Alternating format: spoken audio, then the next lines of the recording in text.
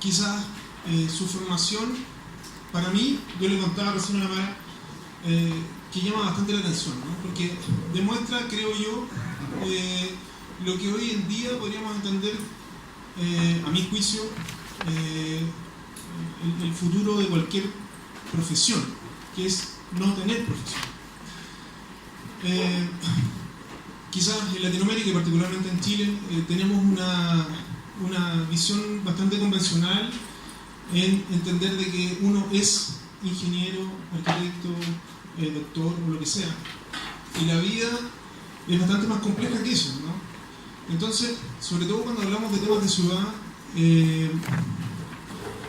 la ciudad no puede tener solamente una mirada ni una verdad, es una suma de verdades. Entonces, lo bonito de Mara es que ella parte desde el arte hasta las ciencias de la computación, una traducción que no me gusta, pero bueno, el computer science, pasando por un montón de, podríamos decir, instancias y etapas que finalmente la tienen transformada en una destacada profesional que opera en la ciudad.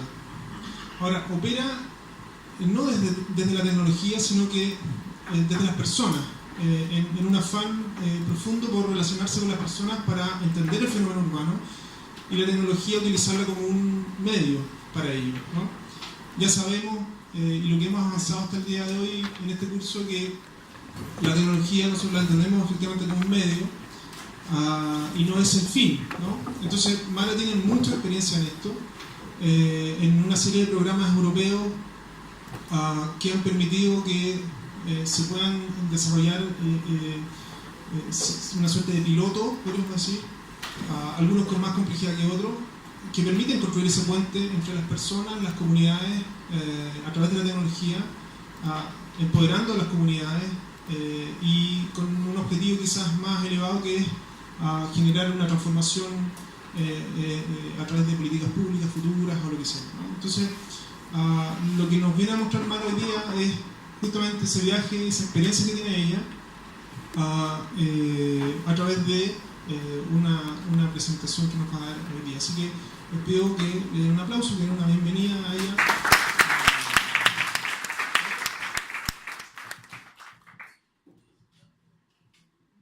Voy a ver. Bueno, hola y muchas gracias por la presentación y la invitación. Vamos a empezar por hacer un trato.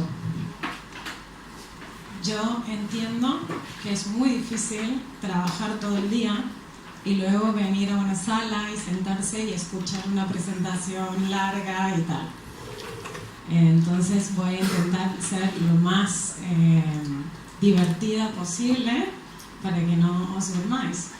Pero también vosotros tenéis que entender que es horrible estar de este lado viendo caras de confusión, sueño, pensando, ¿qué me está contando esta tía? No quiero saber nada de esto. Entonces, yo intentaré ser lo más divertida posible para que no os durmáis, pero vosotros, si tenéis preguntas o tal, por favor, directamente levantar la mano, preguntar y tal, ¿sí?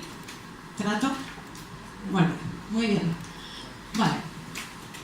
La idea de la presentación de hoy es un poco marcar el trayecto del concepto de Smart City o ciudad inteligente, cómo se origina, cómo está cambiando, y daros a vosotros como herramienta el modelo estratégico que utilizo yo para poder desarrollar programas de participación con la tecnología en las ciudades. Yo espero que esto pueda ser para vosotros una herramienta útil para pensar la ciudad y las tecnologías de una manera diferente a lo que normalmente se ha estado haciendo, ¿sí? Entiendo que vosotros habéis estado hablando de ciudades y ciudades inteligentes desde hace unos meses, ¿no? Vale. ¿Alguien me quiere decir alguna definición que habéis trabajado de Smart City? ¿No? ¿Qué es la Smart City? Bueno, quizás un poco pronto para romper el hielo. Os voy a dar un tiempito más. esa sí una cosa muy importante antes de empezar es, ¿alguien de vosotros ha escuchado alguna vez la palabra procomún? Ah, esto suena muy bueno, ¿no? Bien. Esto es importante que lo explique ahora porque luego lo voy a decir muchas veces. Tradicionalmente creemos que hay dos formas de gestionar los recursos, o público o privado, ¿vale? O lo maneja el Estado, lo pagamos con impuestos y lo maneja este ente que es el Estado, ¿vale? O lo manejan las empresas, lo público, lo privado, ¿sí? Hace unos cuantos años, una mujer de nombre Elinor Ostrom ganó el Premio Nobel de Economía demostrando una nueva teoría, que es la teoría de los comunes o del procomún, o en inglés los commons, que es una tercera vía de gestión de los recursos donde los recursos están siendo gestionados por una comunidad que los utiliza, pero que además los cuida. Y lo que ella logró demostrar es que esta forma de gestión de los recursos es muchísimo más antigua que la pública o la privada, así evolucionamos como especie, y que tiende a generar sistemas, por un lado, más resilientes, y por otro lado, que generan un comportamiento más prosocial y contributivo en los humanos, a diferencia de los comportamientos más individualistas. Por ejemplo, históricamente, el procomún tangible han sido los peces en los lagos, por ejemplo. ¿Vale? Había comunidades en torno a estos lagos que vivían de la pesca y ellos muy pronto comprendían que si pescaban de más, pues ya nadie podría comer. Entonces empezaban a generar normas, decir, vale, para que todos podamos comer de esto tenemos que cuidar este recurso. Y estos recursos, más esta comunidad en torno a este recurso, más las reglas que define la propia comunidad para gestionar sus recursos, son los comunes o el procomún. Esto es muy importante porque hemos evolucionado como instituciones sociales gracias a que hemos sido capaces de gestionar el procomún. En la era digital surgen nuevos procomunes digitales. Por ejemplo, Wikipedia. ¿Cómo funciona Wikipedia? ¿Alguien sabe? Todos la usan. El aporte de todos. Exacto. Hay una comunidad que genera un recurso y además lo cuida. Lo editan. Si alguien viene y modifica erróneamente un recurso, viene otro y dice, ostras, esto no fue tan así. Se abre una discusión. La comunidad genera normas para gestionar esto. Muchas de las innovaciones tecnológicas que hoy en día utilizamos vienen de las comunidades de código abierto. Las comunidades de código abierto como Linux y tal se funcionan como procomunes. Esto es muy importante y esta es la filosofía sobre la base de la cual yo trabajo. Es decir, la ciudad, el espacio público es un procomún, ¿vale? Y yo también entiendo que las tecnologías son procomún. Un aspecto clave, y para mí quizá el más rico de esto, es que el procomún digital es un capital universal. Mientras que a los peces que están en el lago, si los cazamos a todos, nos quedamos sin, a los recursos digitales los podemos copiar millones y millones de veces y no nos quedamos sin. ¿Se entiende? Entonces, es una fuente de riqueza muy potente. ¿Vale? Mi trabajo busca reinterpretar la ciudad, la participación y las tecnologías desde el punto de vista del bien común y desde el procomún.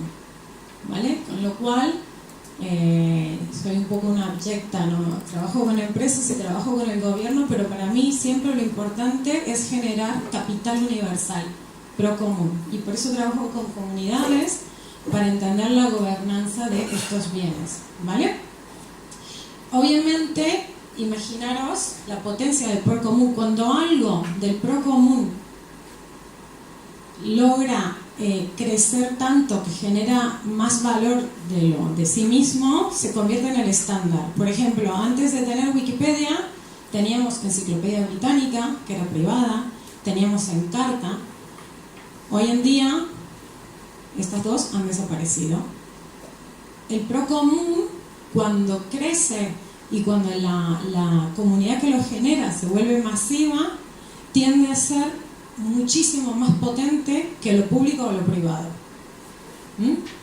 Y esto es como una gran historia oculta de nuestra sociedad, porque nadie habla del Procomún, pero las cosas más importantes que tenemos son el Procomún.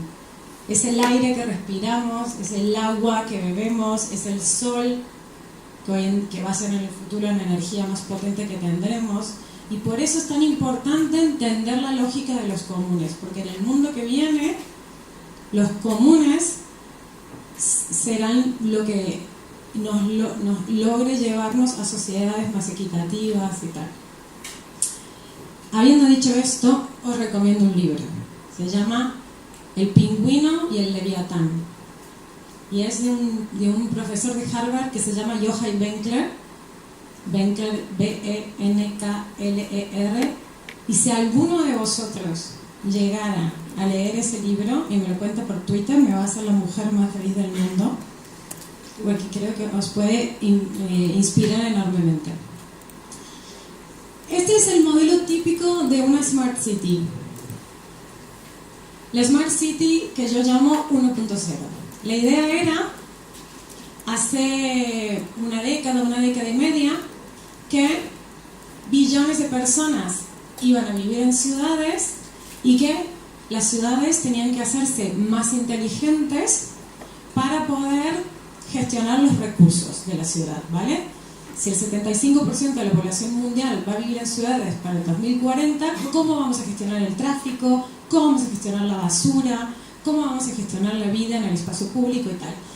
Y se generó toda esta idea de que la tecnología era la solución. Si nosotros éramos capaces de embeber sensores y recolectar datos de una forma centralizada y top-down, de arriba hacia abajo, íbamos a poder gestionar mejor la ciudad. Curiosamente, estas son ciudades donde todo es muy bonito, pero nunca hay gente. ¿De dónde viene esta idea de la Smart City y de las Smart Technologies? Hace más o menos 20 años, este señor que aparece en esta foto, que se llama Mark Weiser, trabajaba en Xerox PARC, sale un poco aquí aplastado por la pantalla. Este hombre escribió un paper que se llamó The Computer of the 21st Century, la computadora del siglo XXI. Y muy pocas personas saben que este hombre fue una de las grandes figuras que llevó el desarrollo de tecnologías hacia un concepto totalmente diferente del que estábamos acostumbrados. Él dijo, la computadora del siglo XXI no será como un ordenador o como un móvil, será una computadora que estará embebida en nuestros objetos del día a día, ¿vale? Él dice, las mejores tecnologías son las que desaparecen y toman decisiones por detrás de nuestra conciencia. No nos enteramos, pero pasan cosas. Entro en una sala, se enciendan las luces, la pantalla me dice hola Mara y tal. Y él describió esta visión que él tenía para el futuro de la computación contando la historia de Sal, una mujer que se llama Sal. Y os he puesto aquí un trocito porque es que es tan bueno, porque luego todo lo que vosotros conocéis de Internet de las cosas y tal, viene de aquí. Dice, Sal se despierta y huele a café. Hace unos minutos su alarma despertador le alertó a la máquina de café que ella se iba a levantar y entonces la máquina preguntó, ¿café? Imagínate, tú te estás despertando y el despertador te dice, ¿café? Y ella le dijo, sí. Y sí y no son las únicas palabras que entiende esta máquina. Entonces le empezó a hacer el café sin que ella tuviera que hacer nada y se lo hace tal cual como ella quiere, ¿vale? Luego ella, mientras está ahí todavía en la cama, mira por la ventana a su barrio y ve en el vidrio de la ventana trazos digitales que le permiten ver los movimientos de sus vecinos, porque ella eso le va a dar una sensación de seguridad en su barrio. Mark Weiser instala la idea del Internet de las cosas en un momento donde todo lo que entendíamos que era un computador venía por una pantalla, y esta idea de lo que se llaman las tecnologías pacíficas o calmas, que están por detrás que hacen cosas. Estas tecnologías funcionan recolectando datos y tomando decisiones sobre supuestamente cosas que nosotros queremos, ¿vale? El café, la seguridad de del barrio y tal, y tal, y tal. Esto fue obviamente adoptado a gran escala en los discursos tecnológicos y fue llevado al cine con excelencia en Minority Report. ¿Os acordáis? Todos habéis visto esta película.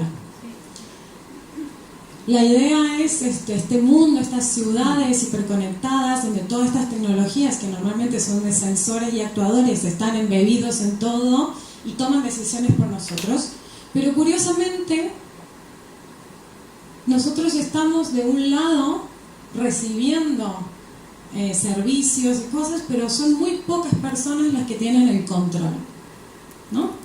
Esto, que parece de ciencia ficción, no es tan de ciencia ficción. Esto es Río de Janeiro, en el corazón de la Smart City, el centro de operaciones, ¿no?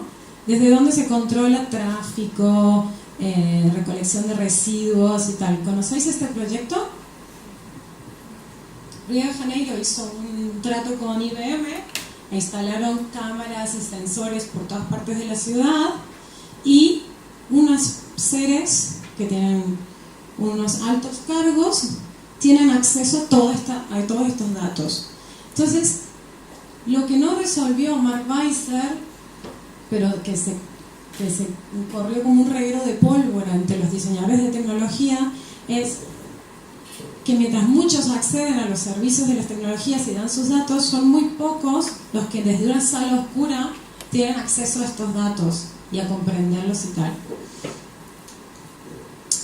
Así surgen estos prototipos de ciudades como Masdar City, que es uno de los arquetipos de la Smart City. ¿La conocéis? Esta está en Abu Dhabi.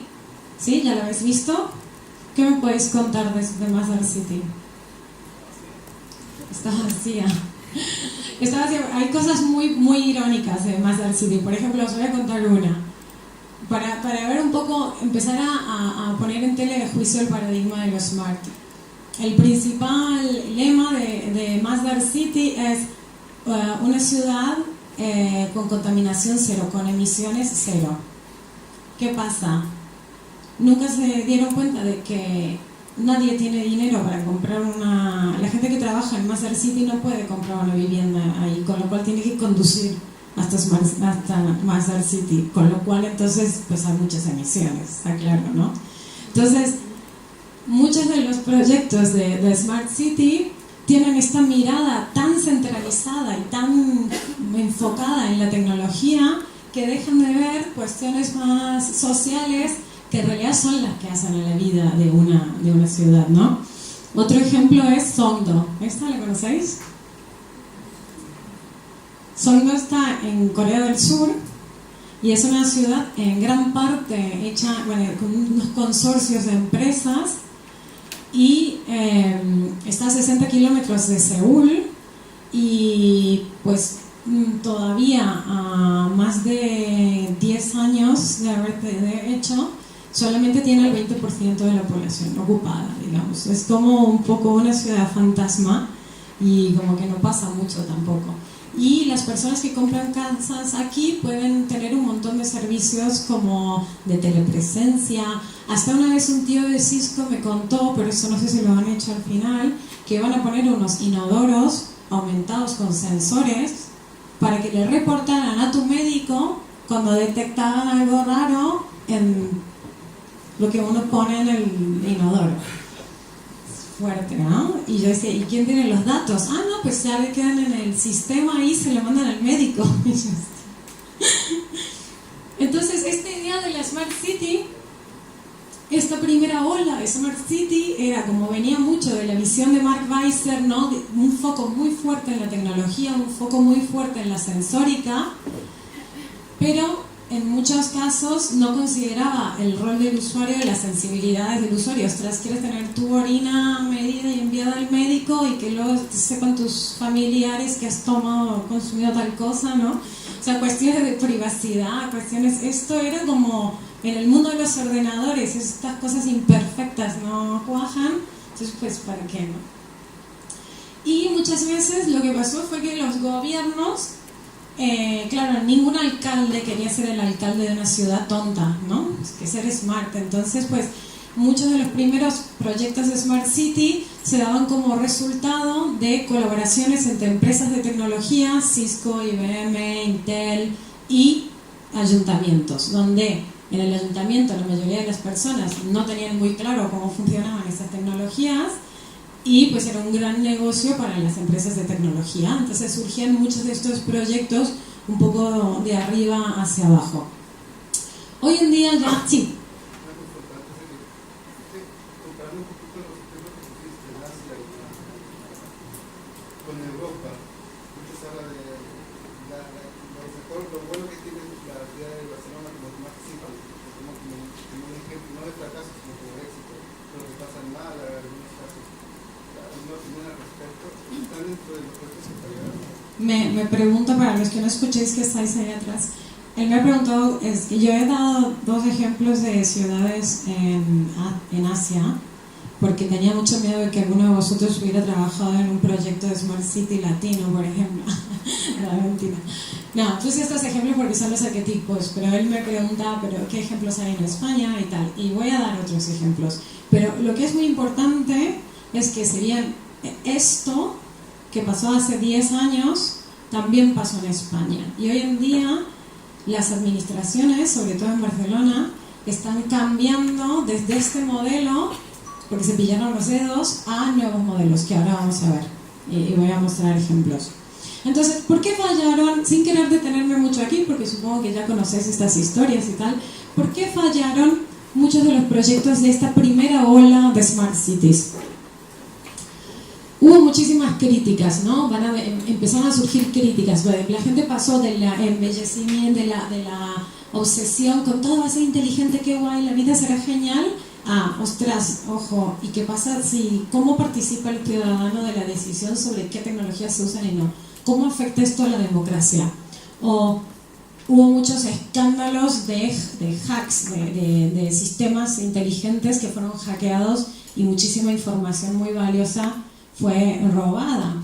Y era como, ostras, ¿cuán inteligente es la ciudad si puede ser hackeada? Hasta personas que empezaron a decir, bah, esto es todo un chiste, en realidad estas tecnologías no las estamos haciendo muy inteligentes de momento, hay que mejorar. Uno de los primeros problemas, uno de los primeros fallos fue la cuestión de la obsolescencia versus la eficiencia. Imaginaros un mundo donde todo tiene sensores embebidos, al punto de que, o sea, por ejemplo, vosotros, la persona tiende a cambiar el móvil entre un año y medio. Un año y medio cambia el móvil, ¿no? Porque ya no te funciona más, porque salen otros mejores y ya no te corren las apps y tal. Imaginaros si todo fuera inteligente, incluidos, por ejemplo, los picaportes, que los hay. Imaginaros lo que es gestionar infraestructura de sensores y de actuación y tal, que necesita cambios porque el hardware y el software necesita constante mantenimiento.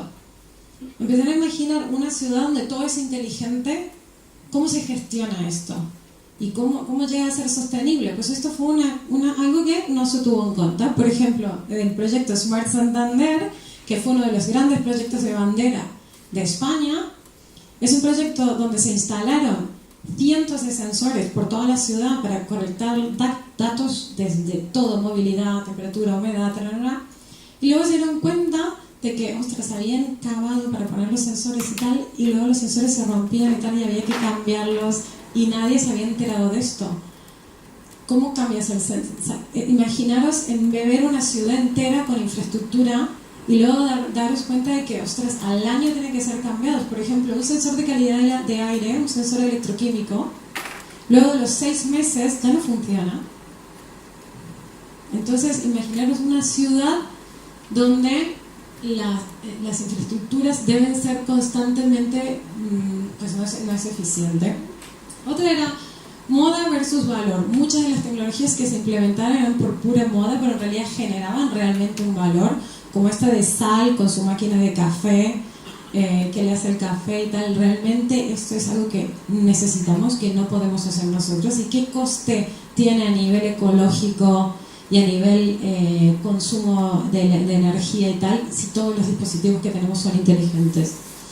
Esto, por ejemplo, pasó en Barcelona también.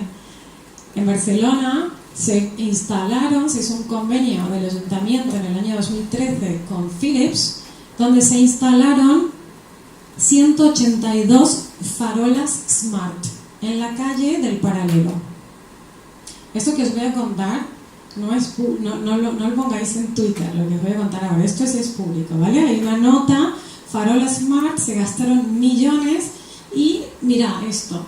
Esta nueva iluminación sustituye las antiguas lámparas de descarga y consumen menos. Muy importante, los ayuntamientos se metían en el mundo smart para gestionar la escasez, consumir menos, gastar menos y tal.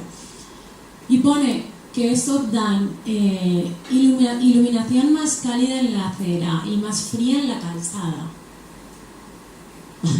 ¿Vosotros alguna vez vais por la calle y pensás, ostras, me gustaría que la iluminación en la calzada fuera más cálida, ¿no? Es algo muy importante. Hay un tema de seguridad con eso. También generalmente se ocupa el metal, que es más frío, porque tú ves mejor. Hay un tema con la reproducción de color que tiene el sodio, que se ve mal. La reproducción de color del sodio es de 20% y las luminarias de LED, por ejemplo, tienen mucho mejor reproducción de color. Si tú vas en la calle en la noche y tienes la impresión de que una persona que viene en el otro sentido te va a atacar, es mucho mejor que las veas bajo la luz del LED que bajo la luz del sodio. En ese sentido, por eso el tema en iluminación. Pero lo que ponía esto era que podía hacer figuras.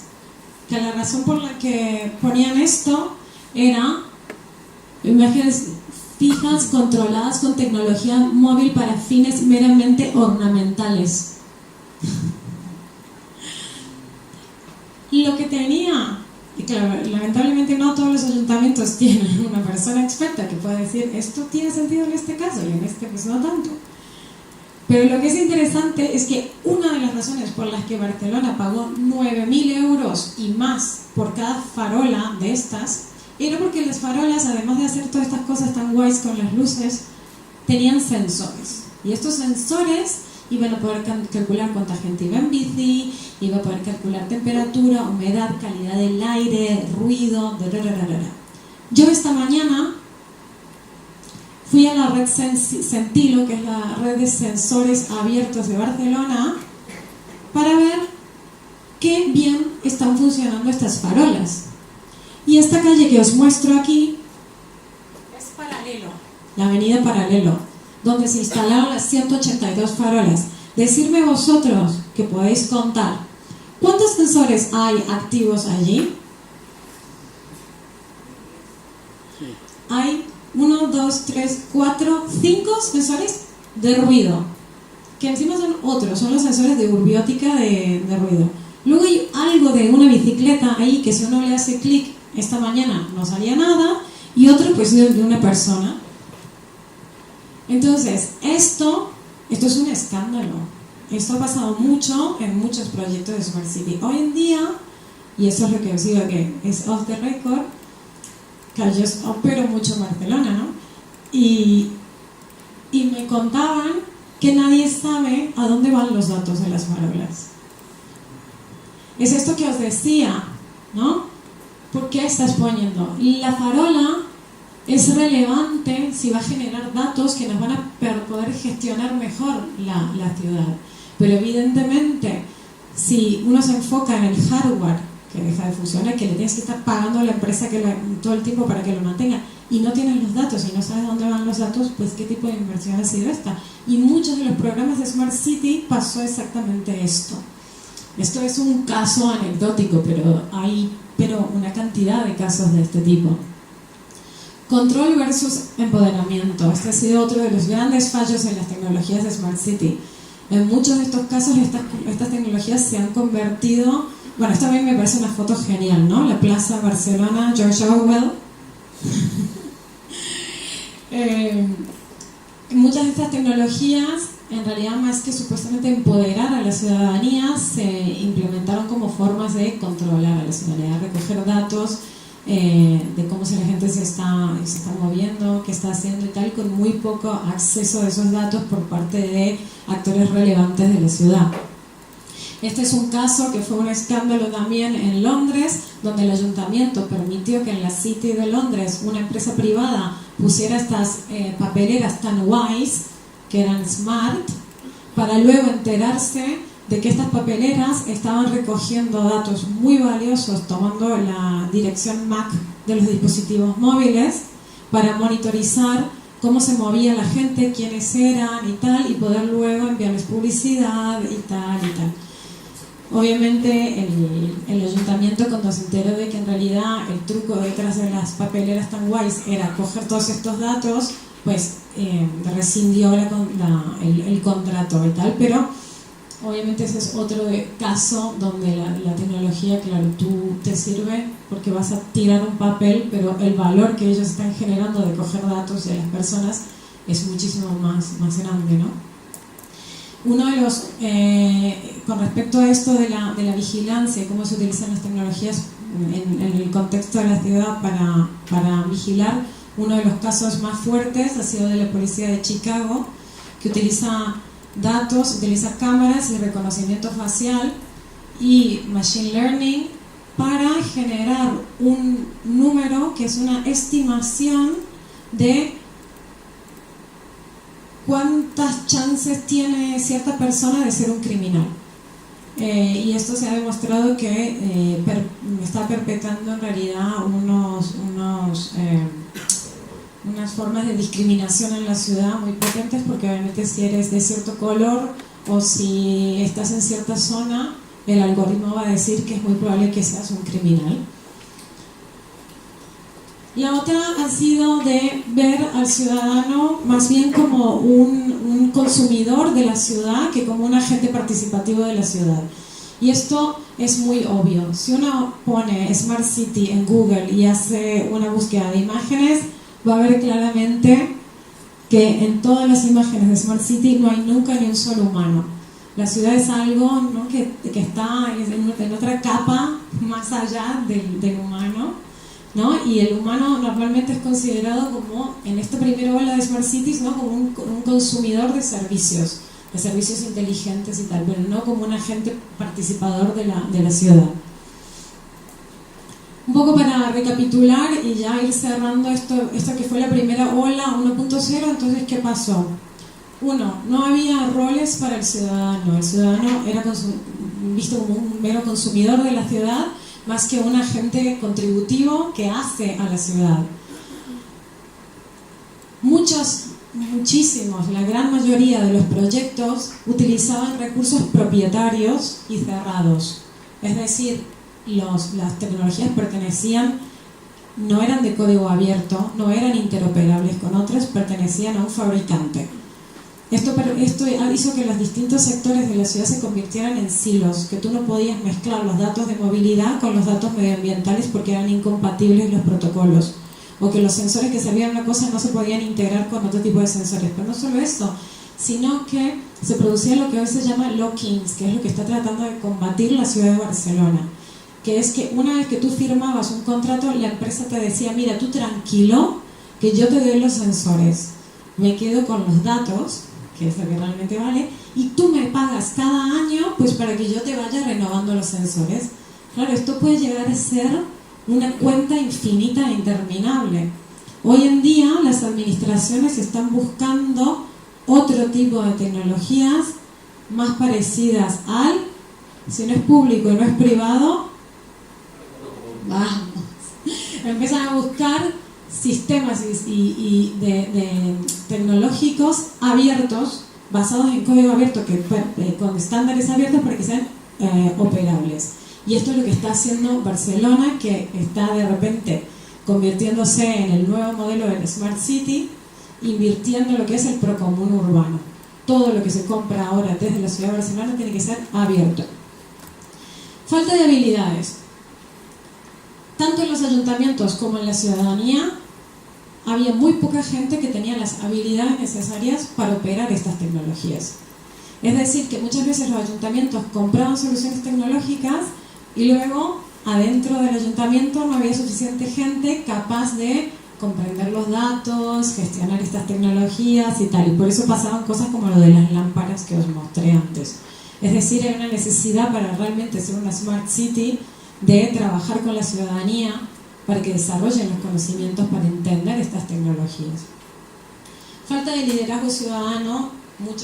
La mayoría de estas intervenciones eran de arriba hacia abajo, de decisiones de ayuntamientos con empresas, pero con muy poco rol de la ciudadanía, definiendo incluso cuáles son las prioridades, por qué estamos invirtiendo en estas lámparas en el paralelo, ¿no? O sea, ¿quién define cuáles son las necesidades que tienen que ser resueltas con tecnología?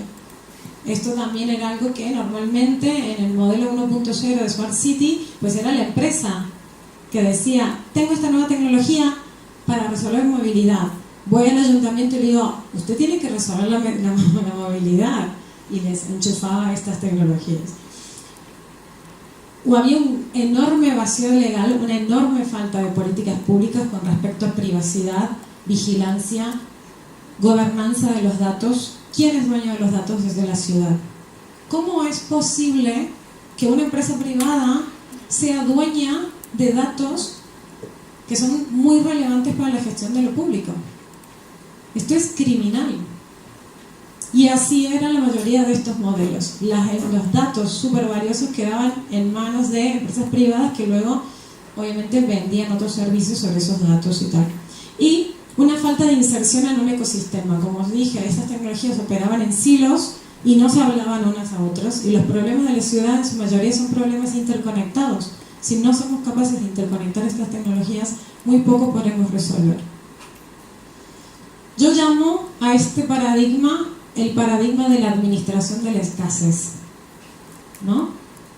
¿Cómo la ciudad va a gastar menos? ¿Cómo vamos a hacer para que la gente contamine menos? Siempre el foco está en administrar lo que es escaso.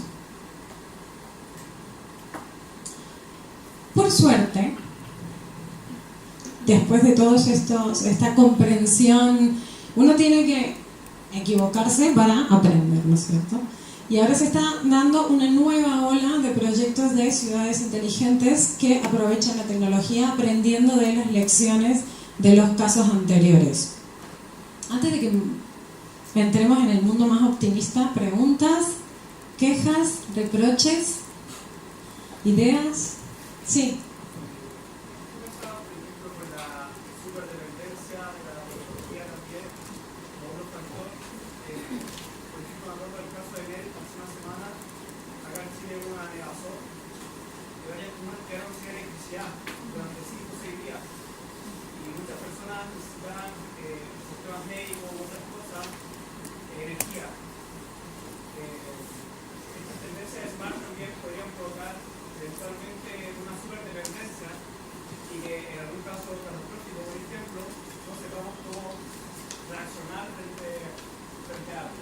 Absolutamente, sí.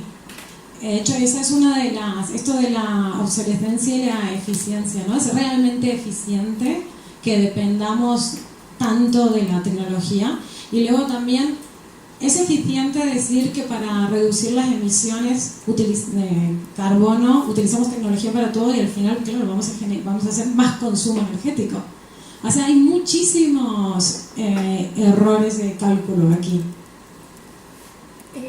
Yo tengo como una reflexión acerca de esto porque... ¿Así está escuchando nosotros? Porque la persona atrás no se escucha. Una reflexión.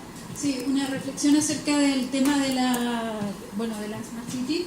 Que veo que hay una tendencia también que es como paralela a la tendencia de la Smart City, que viene a través de movimientos como el Tiny House Movement, de gente que se está haciendo casas totalmente autónomas y móviles para no tener que depender más de, en el fondo, la tecnología de las ciudades, y que va como a un tema de libertad humana, o sea, y que es paralelo a esto que está pasando a nivel de gobierno, etc.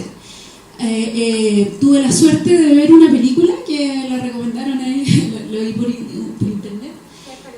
Se llama El Planeta Libre, y es muy buena, la recomiendo a todos, porque habla de como de una sociedad más allá del tiempo, en el fondo, que venía cada cierto tiempo a la Tierra, y que era una sociedad que había logrado una tecnología que le permitía una libertad de conciencia tal que podían incluso movilizarse en el espacio, y venían a ver qué es lo que pasaba en la Tierra, y a través de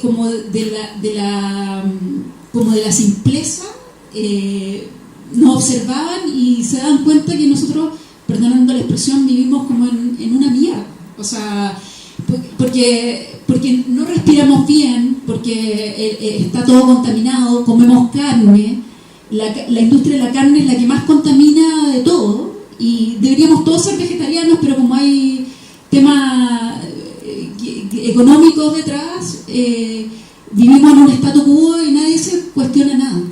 Pero hay mucha gente que sí se está cuestionando todo esto, y que a través de una ampliación de la conciencia y de nuevas formas de vivir se está gestionando un tema que yo creo que es importante y que es relevante, y la gente cada vez se está dando cuenta que tenemos en nuestras manos la posibilidad de ser libres de todo esto que estamos viendo y que no funciona. Bien, justamente alguno de esos temas puede tocar, ¿sí?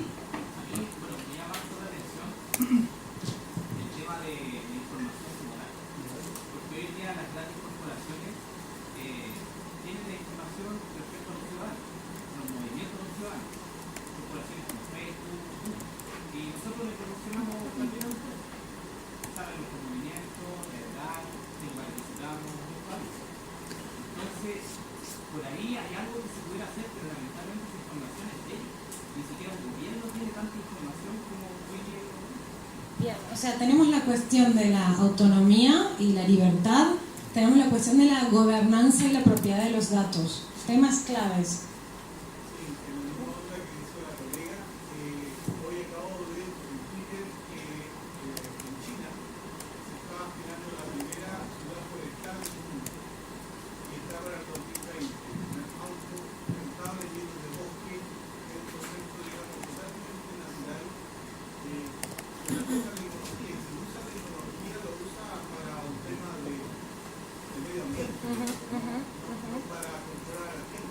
Bueno, vemos que hay una nueva ola, ¿no? Hay nuevas ideas, ¿sí? Claro, yo veo aquí también un problema de concepto, porque siempre estamos hablando de ciudad inteligente, y si, como usted habló anteriormente, hubo un inicio que tuvo un perfil muy tecnológico, y esto de la ciudad inteligente es un concepto, porque si empezamos a ver el concepto que ella maneja, el concepto que maneja él, son otras categorías, otra cosa. Puede ser una ciudad más responsable o más una ciudad ingeniosa, como a veces dijo mi compañero. Él lo sería, porque ahí quitaríamos un poco la parte tecnológica de esta que nos sorprende. Ahora, la otra parte, con estas modas un poco eco de la vida, la naturaleza y todo esto, es una tendencia humana. Ajá. Estamos replicando lo que vemos en nuestro cuerpo. Vamos a hablar bien claro. Todos estos nervios, todas estas redes de conectividad, es parte de los nervios de nosotros, es parte del cuerpo de cualquier animal viviente, ¿no? Ajá. Y lo otro es la responsabilidad para movernos más libres, como tal, pero eso es otra etapa. Pero también está el cuestionamiento. Usted piensa de que un gobierno, una localidad, va a poner todo esto sin obtener nada a cambio, a su provecho, sin obtener datos que les sirven para trazarse y a lo lejos, es decir, ¿qué va a pasar con esta ciudad? Y la obsolencia va también a mi criterio, disculpa. va también a estar o tomando un trozo común o tomando de esto.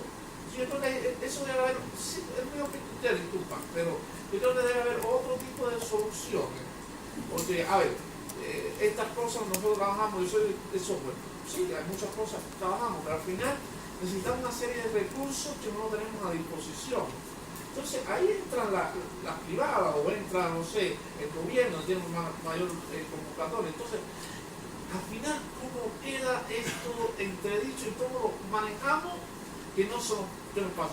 Lo legal puede ser, pero lo legal está en la interpretación que le damos cada cual y lo que queramos oír, lo que queramos hacer, ¿no es cierto? Entonces, bueno, vamos a ver qué tipo de combinaciones virtuosas entre lo público, lo privado y el procomún pueden existir para no tener que enfocarnos en conceptos, como usted dice, sino hacer algo que tiene sentido, ¿no es cierto? sí. ¿Había una más? Sí. Con respecto a lo último que mencionaste, del error, de la importancia del fallo.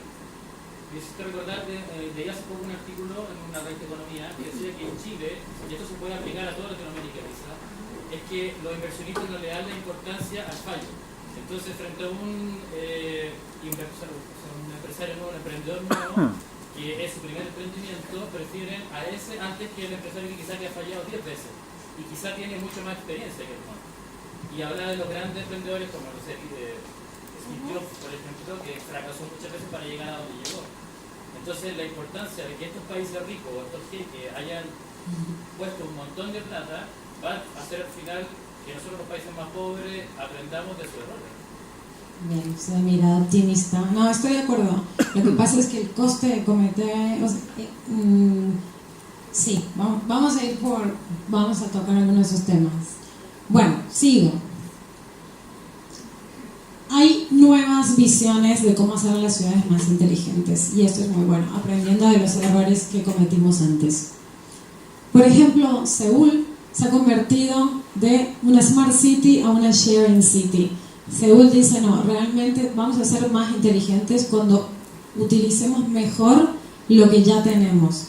Entonces, para ellos, en vez de poner sensores por todos lados, para que la ciudad sea más sostenible, que es una de los y ellos tienen una ciudad con gran densidad, para que sea más sostenible y más vivible, tenemos que utilizar mejor los recursos que tenemos y esto lo vamos a hacer impulsando el gran desarrollo de la economía colaborativa y la compartición de recursos. Y estos son algunos de los ejemplos de cómo se le está comunicando esto a la sociedad. Para resolver el problema de la congestión en el tráfico y la contaminación, use más, comparta más su coche y solamente alquílelo cuando lo necesita en vez de comprar un coche y tal. Y entonces pone cuántos vehículos de esta plataforma están en servicio en su plataforma. En vez de gastar, disminuya el gasto dentro de su casa. ¿Por qué no se mete en estas aplicaciones que permiten compartir los juguetes de los niños, los recursos educativos, la ropa de los niños y tal? Ellos han impulsado grandes programas de economía colaborativa que no utilizan estas plataformas como Airbnb y Uber, sino lo que están intentando hacer es generar una economía social y colaborativa a nivel local. Y el gobierno ha hecho una colaboración con Creative Commons. ¿Conoces la institución Creative Commons? Para que sean ellos los que gestionen la cuestión de la propiedad, la cuestión de las licencias y qué se hace con los datos y cómo se utilizan los datos de estas plataformas. Parece una apuesta bastante interesante. Es bastante top-down porque es instigada desde el gobierno, pero esto de dinamizar una economía social y colaborativa local puede llegar a ser muy potente.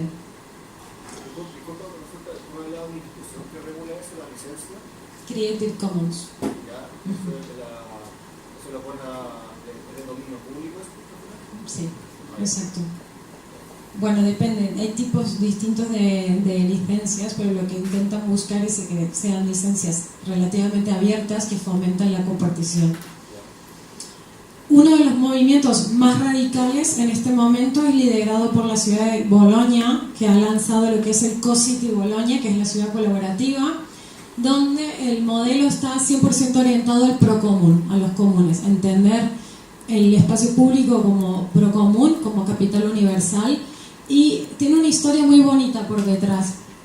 Este modelo de ciudad surge porque había unas señoras que querían utilizar un parque, pero el parque no tenía bancos para sentarse. Entonces las señoras dijeron: ostras, estamos dispuestas a poner nosotras mismas los bancos para poder usar la plaza. Entonces llamaron al ayuntamiento para decir: ostras, que tenemos estos parques y los queremos poner, estos bancos en el parque. Y la llamada empezó a pasar de un sitio a otro, de un sitio a otro, hasta que el ayuntamiento se dio cuenta de que no tenían ningún protocolo para que el ciudadano pudiera contribuir a mejorar la ciudad. Que se la pasaban hablando de citizen engagement y participación ciudadana y participa, pero claro, una cosa es cuando el ayuntamiento decide en qué tienes que participar y cómo, y te da una aplicación móvil para que lo hagas, pero cuando tú, de manera autónoma y libre, decides cómo quieres participar, no hay mecanismos para hacer esto. Y el alcalde dijo: ¿qué tipo de ciudad podríamos tener si permitiéramos que la gente realmente innove y mejore su ciudad? Entonces viraron hacia qué es la Co-City, que es la ciudad colaborativa a través del Procomún, y permite la creación de arreglos entre ciudadanos y el gobierno para la gestión del Procomún. Entonces los ciudadanos proponen: ostras, hay que mejorar este jardín de infantes que está muy deteriorado. Entonces el ayuntamiento puede contribuir, no en dinero, pero sí en cosas. Por ejemplo, ok, yo os doy la pintura y vosotros ponéis vuestro tiempo, ¿vale? Uno de los ejemplos más potentes de Co-City Bologna ha sido este movimiento que se llama Social Streets, que a través de una plataforma que empezó siendo Facebook y ahora es otra, permite que los propios ciudadanos de calles se junten y empiecen a mejorar con el apoyo del ayuntamiento las zonas a donde viven. Y esto obviamente genera no solo muchas mejoras muy específicas que el ayuntamiento nunca podría haber hecho por su cuenta, pero además genera comunidades, que la gente se conoce con sus vecinos, empieza a contribuir a la ciudad de una manera para llevar la ciudad a lo que ellos quieren. Os recomiendo seguir el caso de Bologna porque es muy interesante y para mí uno de los modelos que podría realmente modificar Latinoamérica, porque genera nuevas formas de participación ciudadana que aquí son muy poco vistas. Y otro es modelo Fab City, del que os van a hablar creo que pasado mañana, que es el modelo que surge desde los Fab Labs. La idea es transformar la ciudad de manera más inteligente, haciéndolas más sostenibles y productivas localmente. Todos sabéis que es un Fab Lab, ¿no? Porque supongo que ya os han contado. Entonces, Barcelona impulsa el movimiento Fab City. El primer prototipo se hizo en la isla de Java, en Ámsterdam, el año pasado, si no me equivoco. Y en Barcelona ya tenemos como algunos ejemplos de... La idea es que en estos espacios de creación, maker spaces, hacker spaces, Fab Labs, la gente innova y crea nuevos modelos de transporte más situados y locales. Esto, por ejemplo, es Aqua Pioneers, uno de los chicos de Barcelona que crearon un sistema de acuaponía completamente open source que permite a la gente producir su propia comida en la casa. O Leca, este es un restaurante que lo hicimos completamente en el Fab Lab, todo es de código abierto y se puede replicar, digamos. Es un restaurante que está a 2 calles del Fab Lab de Barcelona, construido localmente. Y la idea es entonces estas ciudades donde los ciudadanos toman las nuevas herramientas de fabricación digital, los materiales locales y los diseños de código abierto para mejorar la ciudad desde los barrios y a través de la participación. Así como os dije que este modelo número 1.0 de la Smart City era sobre gestionar la escasez, estos nuevos modelos hacen un foco en crear abundancia, crear más capital ciudadano, más conocimiento de los ciudadanos, un foco en lo abierto, en los datos abiertos, en la tecnología abiertas y en utilizar mejor lo que ya tenemos, ¿vale? Con un poco en vistas de generar abundancia, generar servicios más accesibles y también utilizar mejor lo que ya tenemos. Y lo que tienen en común estos modelos, y es lo que a mí me parece particularmente interesante, es que así como antes decíamos que el modelo de Smart City 1.0 veía al ciudadano como un consumidor, estos nuevos modelos reconocen el derecho del ciudadano a contribuir. Reconocen al ciudadano como un agente autónomo, creativo y libre que es capaz de contribuir a su ciudad como un experto, porque tiene mucho conocimiento sobre la ciudad. Y esto un poco volviendo a lo que tú decías antes, entender que no puede solo el ayuntamiento decidir cómo y bajo qué condiciones va a participar la ciudadanía, sino que el modelo al que se está mirando es la ciudad como infraestructura abierta, una ciudad que motiva al ciudadano a ser un agente creativo y un agente innovador, porque entiende que la innovación social puede generar soluciones muy diversas a los problemas urbanos, mucho más diversas que las que podría generar una empresa. ¿Vale? Entonces, hay un movimiento hacia motivar lo que es la innovación social desde abajo para ver cuántas posibles diversas soluciones a los problemas urbanos pueden surgir y testear cuáles funcionan, cuáles no, y tal como decía el compañero, para aprender de los errores y de manera más ágil. Esto implica también entender, obviamente, que el ciudadano cumple muchísimos roles y a través de la tecnología ya estamos viendo a los ciudadanos participando de maneras que van mucho más allá del consumo de bienes y servicios. El ciudadano como usuario de tecnologías, usuario de la ciudad, el ciudadano como emprendedor que toma la iniciativa, que se apropia de los espacios, que decide, ostras, yo quiero poner esto aquí, cambiar esto y tal, y que emprende. El ciudadano como contribuidor, un ciudadano que es capaz de contribuir datos a la ciudad, por ejemplo, es decir, yo instalo sensores y yo quiero contribuir datos, yo quiero que mi ciudad conozca lo que yo pienso, que contribuye datos, contribuye bancos o contribuye lo que sienta que puede y quiere. El ciudadano como cofinanciador, cada vez más vemos iniciativas como, por ejemplo, Aqua Pioneers, la que os mostré. Es una iniciativa cofinanciada por los ciudadanos que cada vez más utilizan plataformas como Kickstarter o Goteo para cofinanciar cosas que les interesan. Han surgido nuevas plataformas de micromecenazgo, de financiamiento cívicas, donde los ciudadanos se ponen de acuerdo y dicen, ¿sabéis qué? Queremos hacer esto, nos ponemos de acuerdo y estamos dispuestos a pagarlo también. Esto es muy rompedor si lo pensáis, porque históricamente pensamos que o lo pagamos con impuestos o no se hace, o lo tiene que hacer el Estado. Y de repente vemos que los ciudadanos van muy por delante de las instituciones, promoviendo y asumiendo nuevos roles que la administración pública todavía no concebía, ¿no? Y otra que a mí me gusta mucho, que es el ciudadano como orquestador, el ciudadano capaz de movilizar a otros grupos de ciudadanos. Por ejemplo, movimientos como el 15M.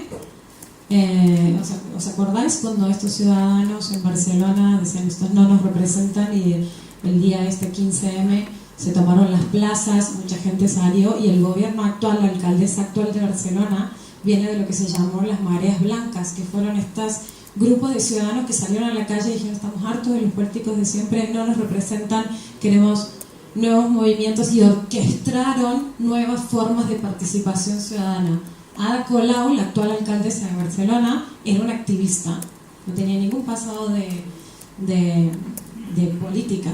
Y de repente vemos cómo los ciudadanos cada vez más salen y utilizan las tecnologías, las primaveras árabes, las mareas blancas en España y tal, para orquestar nuevas formas de participación y conquistar nuevos espacios de poder. La administración no puede hacer la vista gorda a estos movimientos, a estos nuevos roles que asume el ciudadano. Y estos nuevos modelos de ciudad intentan mirar a estas nuevas formas de participación y estos nuevos roles para ver de qué manera podemos entonces entre todos gestionar y mejorar la ciudad, ¿sí? ¿Algo más hasta aquí? ¿No? Quisiera usar, tenéis que un coffee break ahora, pero si os parece bien, tomo 10 minutos más antes del coffee break para terminar esta sección, ¿vale? Y ya vamos a pasar a algo más práctico, sí. Para empezar, yo quería contarte, ¿cuántos kilos en Chile? Sí. todos los chicos necesitan estudiar. ¿Sabes la manera de coordinarse que tuvieron estos chicos? Fue a través de Facebook, Sí. fue a través de las redes sociales. Exacto. Entonces, Eso es exactamente a lo que me refiero, o sea, cómo la gente está usando las tecnologías incluso de formas más inteligentes de las que los propios ayuntamientos pensaban que podían ser utilizadas. Y esto es lo que yo llamo, son modelos de orquestación, porque ¿cómo funciona una orquesta? ¿No? Cada uno hace lo suyo y entre todos hacemos algo muy potente. Por eso yo le llamo, este es un término que uso yo tengo una vida oculta como académica.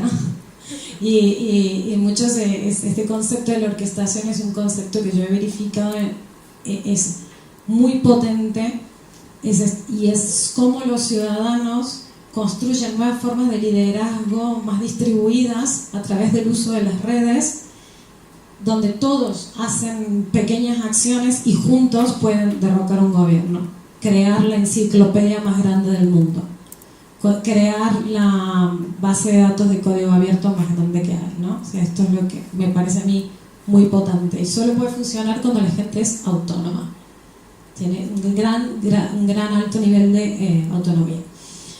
Participación ciudadana y datos. Para mí, es la especialidad de la casa, este es el tema del cual soy una apasionada total, y esto creo yo que me gustaría que os llevarais de estas 2 días que voy a pasar con vosotros.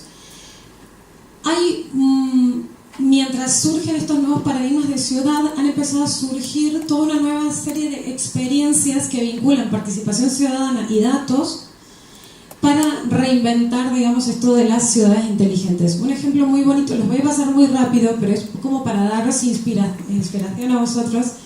Uno de estos fue, por ejemplo, de Tidy Street, se hizo en Brighton. La idea era bajar el consumo energético en las casas, pero en vez de hacer el modelo Smart City, te voy a medir a ti, te voy a decir cuánto consumes y tal, el approach fue trabajar a nivel comunidad. Entonces se tomó toda una calle y se pusieron medidores de electricidad en las calles, y luego cada noche un artista de graffiti pintaba en la calle el agregado de consumo energético, ¿vale? Este sistema de visualización social fue tan fuerte que la gente empezó a consumir menos para ver cómo entre todos lograban ir haciendo bajar la curva.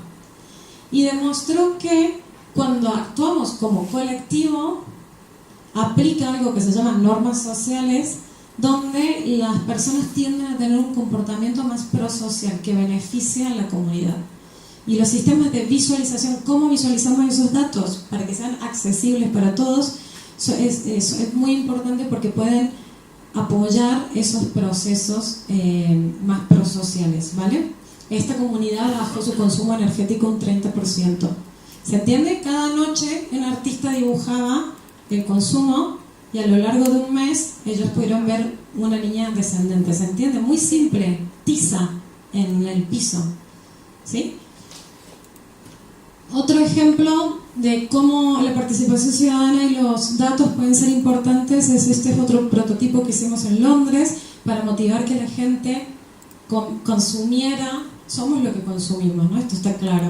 Y cómo hacemos que la gente entienda mejor de dónde viene lo que consume y qué impacto tiene en el ecosistema. Entonces estos eran unos trolleys de supermercado aumentados donde uno podía meter un alimento adentro del trolley y se utilizaba el sensor para detectar qué huella tenía ese alimento, y le representaba con un sistema muy simple si esto generaba mucha contaminación y no, y pudimos observar cómo la gente normalmente cambiaba su elección para consumir elementos que tenían menos impacto medioambiental, menos con 2 tipos de productos: chocolate y cerveza.